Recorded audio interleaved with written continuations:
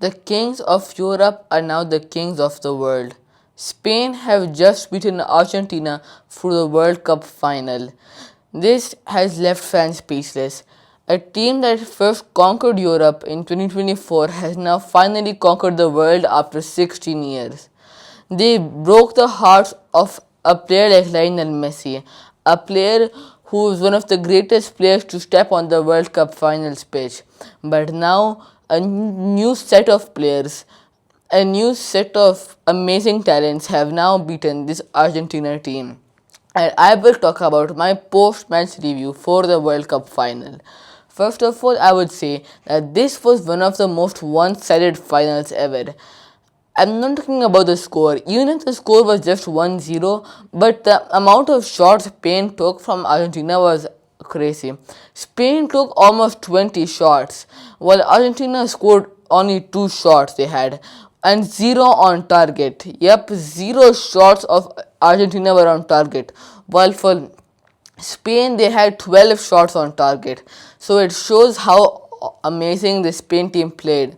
And overall, Messi has never been that much isolated before. The thing is that we have always seen Messi dictate the tempo, but he was never in those good positions to do anything. And whenever he was, 3 players would go on him. And I do think that this is one of the most 50-50 World Cup finals in history, as both teams could have easily won this match. But I do think in the end of the day, Spain team was a bit better. First of all, Ferran Torres. Ferran Torres scored a beautiful goal to make sure Spain win the World Cup. Even if Nico Williams' goal was ruled out early in the match due to a foul, I do think that was a foul as there was some contact made. But still, Spain had no excuses. They were against a 10-man Argentina side and they could easily score goals. But then Spain had this one for the full match. They were missing chances. Again and again, there were crosses inside the box, but there was no one to attack it.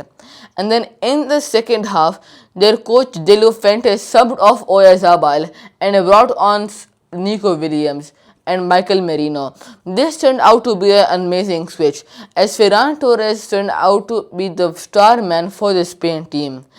And also, I do think the Spain attack was much more effective in this game. Nico Williams and Yamal were by far the best wingers on the pitch. They kept on making chances, and Yamal was honestly very unlucky not to score a goal in this game. While Argentina played horrendous. They had 5 yellow cards the full game with 1 red card. A red card in the World Cup final with 5 yellow cards is embarrassing for someone like Enzo Fernandez.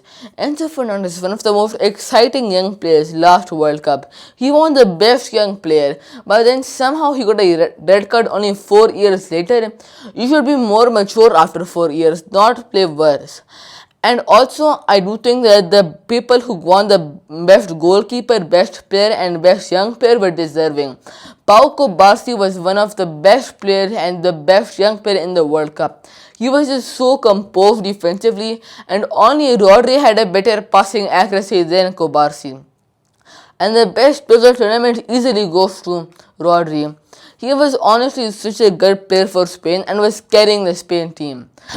And the best goalkeeper there was just no option. It had to be Unai Simon. 1 goal considered the full World Cup. How do you even match that? So I do think that the stats were deserved. But I am sad that Lionel Messi had ended his last World Cup in a heartbreaking way, and it was very painful to see him cry. But I do think that the Spain team can win the World Cup in the future, as they do have a very young squad, and the next World Cup will also be played in Spain. Please like, share and subscribe, and if you wanna see any more football content, type in the comments down below. Thank you.